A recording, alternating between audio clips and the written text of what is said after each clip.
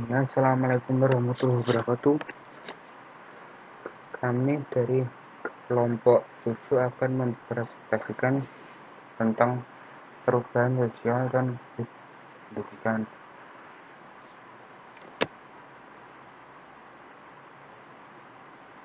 Kelompok 7 yang beranggotakan saya, Syarul Ramdhani, yang kedua itu saya, Alivia, dan Cindy.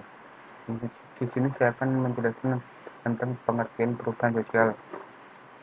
Perubahan sosial adalah perubahan kehidupan masyarakat yang berlangsung terus-menerus dan tidak akan berhenti, karena tidak ada satu masyarakat pun yang berhenti pada satu titik tertentu sepanjang masa.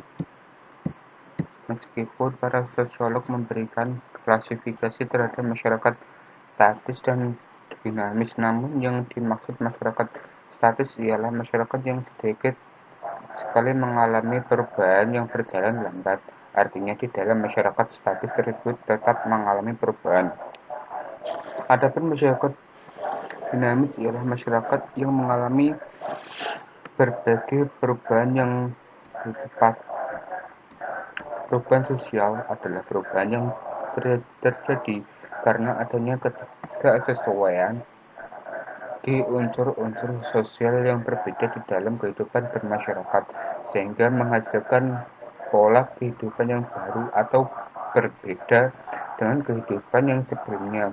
Perubahan sosial mencakup perubahan dalam nilai-nilai sosial, norma-norma sosial, susunan lembaga kemasyarakatan, kelompok sosial, dan lain sebagainya.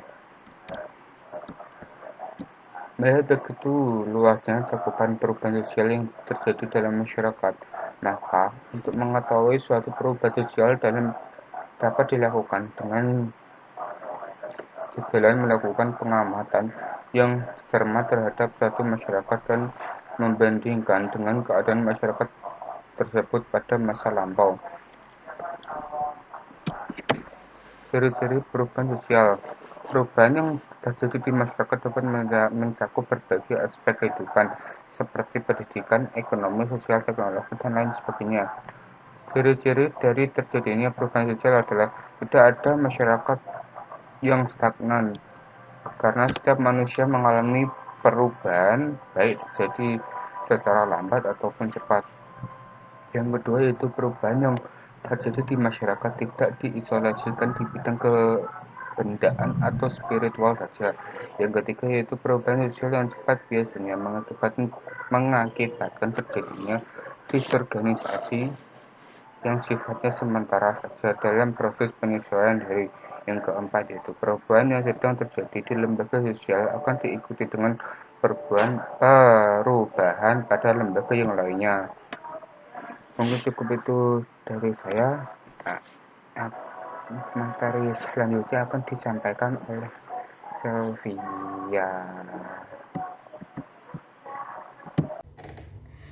Selanjutnya yaitu proses perubahan sosial. Dilihat dari proses terjadinya perubahan sosial, proses awal perubahan sosial adalah yang pertama komunikasi. Perubahan sosial berawal melalui suatu proses kontak komunikasi. Unsur-unsur baru dapat menyebar baik berupa ide-ide, gagasan, keyakinan maupun kebendaan. Proses penyebaran unsur kebudayaan dari satu masyarakat ke masyarakat lain ini disebut difusi. Sedangkan proses berlangsungnya difusi akan mendorong terjadinya akulturasi dan asimilasi. Yang kedua yaitu akulturasi. Akulturasi adalah proses penerimaan unsur-unsur kebudayaan baru dari luar secara lambat dengan tidak menghilangkan sifat khas kepribadian kebudayaan itu sendiri. Contohnya yaitu selamatan. Selamatan ini merupakan bentuk akulturasi antara budaya lokal Jawa dengan kebudayaan Islam. Yang ketiga yaitu asimilasi. Asimilasi adalah berupa suatu proses penerimaan unsur-unsur kebudayaan baru yang berbeda. Proses asimilasi akan berlangsung lancar dan cepat apabila ada faktor-faktor pendorongnya. Contohnya, adanya toleransi antar budaya, adanya sikap menghargai terhadap sesama, dan lain sebagainya. Selanjutnya yaitu faktor pendorong dan penghambat perubahan sosial. Faktor-faktor pendorong perubahan sosial menurut Soerjono Soekanto adalah yang pertama, kontak dengan kebudayaan lain, baik yang berbentuk difusi, akulturasi, maupun asimilasi. Yang kedua, sistem pendidikan formal yang baru. Pendidikan memberikan nilai-nilai tertentu bagi manusia, terutama dalam membuka pikirannya serta menerima hal-hal baru dan cara berpikir ilmiah. Pendidikan memiliki faktor yang mendorong terjadinya perubahan. Yang ketiga, sikap menghargai hasil karya seseorang dan keinginan-keinginan untuk maju. Apabila sikap tersebut sudah melembaga dalam masyarakat, maka masyarakat merupakan pendorong bagi usaha-usaha penemuan baru. Yang keempat yaitu toleransi terhadap perbuatan yang menyimpang, karena sikap toleransi akan menciptakan iklim yang kondusif dalam masyarakat. Yang kelima yaitu sistem terbuka dalam lapisan masyarakat, karena akan memberikan kesempatan kepada individu untuk maju atas dasar kemampuannya masing-masing. Yang keenam, penduduk yang heterogen memudahkan terjadinya konflik sosial. Keadaan yang demikian akan mendorong terjadinya perubahan dalam masyarakat. Yang ketujuh adalah ketidakpuasan masyarakat terhadap bidang-bidang kehidupan tertentu. Ketidakpuasan tersebut memungkinkan terjadinya revolusi. Yang kedelapan, orientasi ke masa depan, keinginan untuk hidup lebih baik merupakan motivasi yang dapat mempengaruhi keadaan.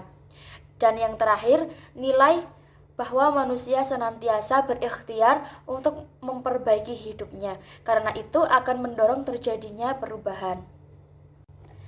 Faktor penghambat perubahan sosial, di samping ada faktor pendorong terjadinya suatu perubahan, ada juga faktor penghambat terjadinya perubahan tersebut. Menurut Soejono Soekanto, faktor yang menghalangi terjadinya perubahan sosial ada 8 faktor. Yang pertama, kurangnya hubungan dengan masyarakat lain. Kehidupan yang asing menyebabkan suatu masyarakat tidak mengetahui perkembangan-perkembangan yang terjadi pada masyarakat lain, yang mungkin memperkaya kebudayaannya sendiri. Yang kedua, perkembangan ilmu pengetahuan yang terlambat. Yang ketiga, sikap masyarakat yang mengagungkan tradisi masa lampau yang cenderung konservatif. Yang keempat, adanya kepentingan-kepentingan pribadi dan kelompok yang sudah tertanam kuat. Yang kelima, rasa takut terjadinya kegoyahan pada kebudayaan dan menimbulkan perubahan pada aspek-aspek tertentu dalam masyarakat. Yang keenam, prasangka terhadap hal-hal baru terutama yang berasal dari barat.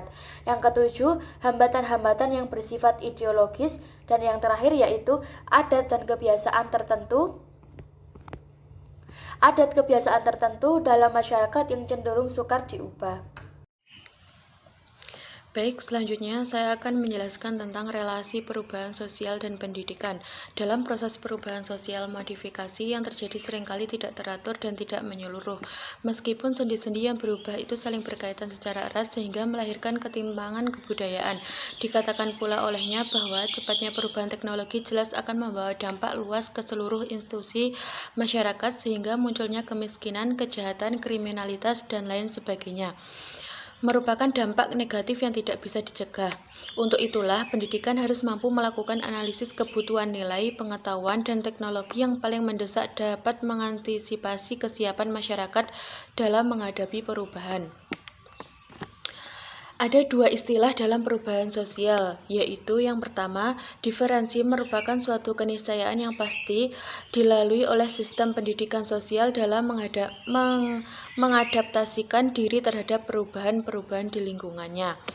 Dan yang kedua, kemampuan untuk melakukan diferensi merupakan sebuah indikator positif mengenai kemampuan suatu sistem dalam menyesuaikan diri sesuatu dengan proses-proses perubahan yang terjadi. Sedangkan alur perkembangan diferensiasi pendidikan dapat diterangkan dalam beberapa poin sebagai berikut. Yang pertama, pendidikan pada masyarakat sederhana yang belum mengenal tulisan. Dalam kehidupan masyarakatnya, mengembangkan pendidikan secara informal yang berfungsi untuk memberikan bekal keterampilan mata pencarian dan memperkenalkan pola tingkah laku yang sesuai dengan nilai serta norma masyarakat setempat. Pada tingkatan ini, peran sebagai siswa dan guru secara murni ditentukan oleh ukuran-ukuran adskriptif.